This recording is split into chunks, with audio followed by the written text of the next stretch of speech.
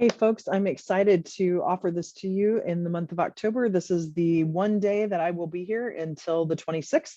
So I'm taping this first one, which you will get in your email on Friday or today, if you're listening to it, geez.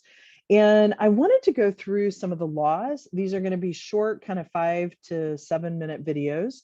And we can get into more of them on the teaching calls in November. I did want to let you know I will be putting an email out asking you to vote. I'm finding that changing the calls to 1 o'clock on Tuesday didn't seem to be the best as we lost a few people. And so looking to kind of switch that up a little bit. So today I wanted to talk about the law of vibration. I talk a lot about that vibrational energy and how you show up to something. And for many of you, you are familiar with what's called the 12 guiding principles. And for those of you that are not, you can also go out and listen to my podcast. I'm doing some features on those. But the first one is I will be 100% responsible for myself and 100% responsible to you, which means in a nutshell, that I am dedicated to show up as my best self for you as my clients, for people in my life, in relationship, and that I'm not responsible for you, but I'm responsible for myself, which frees up a ton of energy because then I'm not worried about someone else and trying to control what they're doing. And they're responsible for their own, I call it not my pig, not my farm. So they're responsible for their own farm.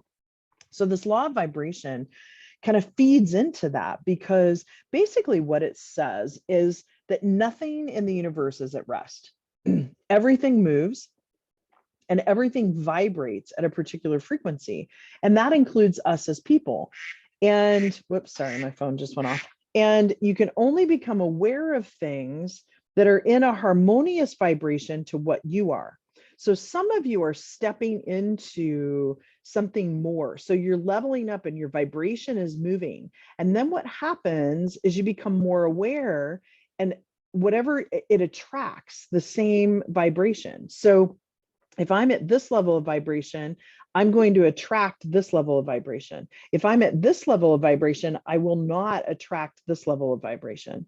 So basically, it's saying that like things attract like things. So whatever your vibration is, and I have a personal story to share with you that was so interesting to me, that not long after my ex-husband and I got divorced, I saw him up on the mountain. And I'm one of the few people that has bright turquoise pants. I know with my painting and the color all around me, you find it hard to believe that I have colorful pants to ski in. But ultimately, like, you know who I am on the mountain, typically, if someone has met me and they see what I'm wearing. And so my ex-husband had been skiing with me for years.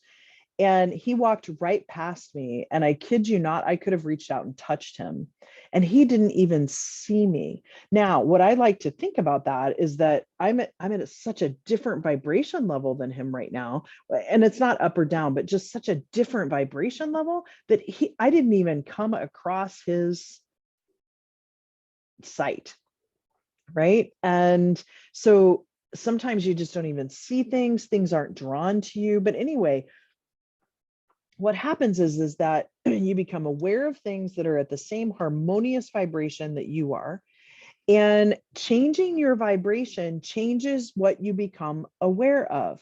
So that's why the practice of gratitude also is so important. If I'm vibrating at this negative low energy and I start to look at gratitude, which is a higher level vibration, I'm going to then start seeing things that are better in my life. One of the things I used to love to ask was, instead of how was your day, we would sit down for dinner and I would say, what's the best thing that's happened to you today?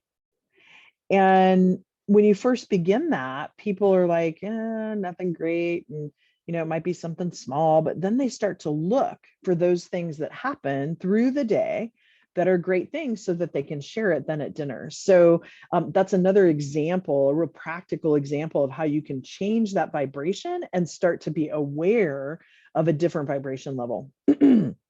Now, changing that vibration changes when you become aware of it, and that we know our vibration by how we are feeling, and we can change our vibration by how we are thinking.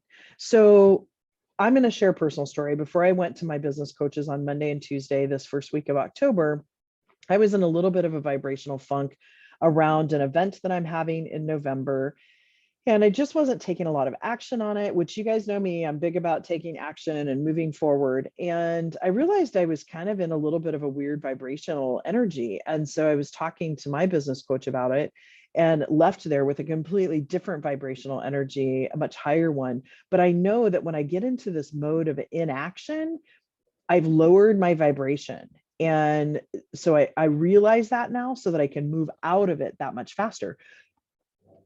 So the key to that is to really identify when you feel yourself going into a different vibration. Now, sometimes people equate this to energy.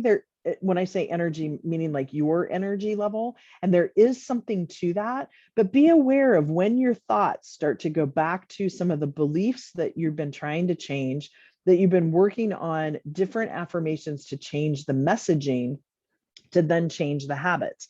I also know that when I get into a habit of not caring for myself, like not exercising, not watching and eating foods that fuel my body versus hurt my body, that I typically am in a stress mode of trying to get all the work done. And as you all know, as an entrepreneur, your list is never completed. And so that's always a good pause for me too, to pause and step back and say, okay, whoa, I got to change my vibrational energy here, because I am vibrating at this frequency of becoming a victim in the victim triangle and creating my own victimhood, not anybody else causing me to be a victim. So that in a nutshell is the law of vibration. I'm pulling in a couple of other things to help you see where it fits into the drama triangle or the victim game, along with some of the 12 guiding principles. Another principle is about doing my own work and not someone else's, which goes back to the first guiding principle. And it really clears up this vibration and allows you to have more energy because you're not expending energy on something that doesn't need to happen. Now, I do want to share with you 3 subsidiary laws to the law of vibration. And I'm basically just going to share this with you, and we can talk more about what this means on a call. Many of you have heard of the law of attraction. There are movies out there about it, readings about it. But basically it says that we attract and magnetize to things that are vibrating at the same frequency. So we can magnetize to it and other people can magnetize to us. This includes, but is not limited to, ideas, opportunities, people, circumstances, thoughts, feelings, and material items. Sometimes when I hear people say, well, I was just talking to someone last evening and they were talking about a trip that they went on and how something bad happened. And then they're like, well, what else could happen that could be worse? And another friend was with me and we both were like, well, it can happen because we manifest it, right? We attract it to us. So that's that law of attraction. The next one is the law of subconscious momentum. And this is where our beliefs, our identity, our self-image, our double binds, which some of you have heard of and others will learn more about, and loyalty packs, they're programmed into our subconscious mind. Remember that our subconscious only receives messages, and it will continue to run that program until it is identified. So the awareness, identifying it, and then transforming that message. And all subconscious programming is a cause set in motion, creates action. So the subconscious momentum, your subconscious creates action. And that's, I've talked about the brain science in the past. And then the last one, excuse me, for the law of vibration, the last subsidiary law is the law of praise. And this is basically about gratitude. And it says, what you praise and give thanks for in your heart increases. Praise in advance of receiving is an expression of faith and determines your capacity to receive. Trusting that if you need something and you want something, that you open up and give thanks for it before you even receive it, it determines that capacity for you to be able to receive. So gratitude, appreciation, giving thanks, and praise make you feel better and move you into a vibrational frequency that is in harmony with that which you give thanks for, and thus increases its presence in your life. So when you start to practice gratitude, it goes back to that question around the dinner table. When you practice gratitude, you start seeing more things to be grateful for versus, oh, this sucks, life is terrible, blah, blah, blah, right?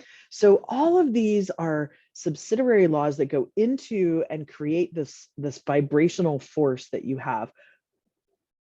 So with that, that is the law of vibration and 3 subsidiary laws. Check out your email next Friday for the next law and let me know what you think about these. Okay, talk to you soon.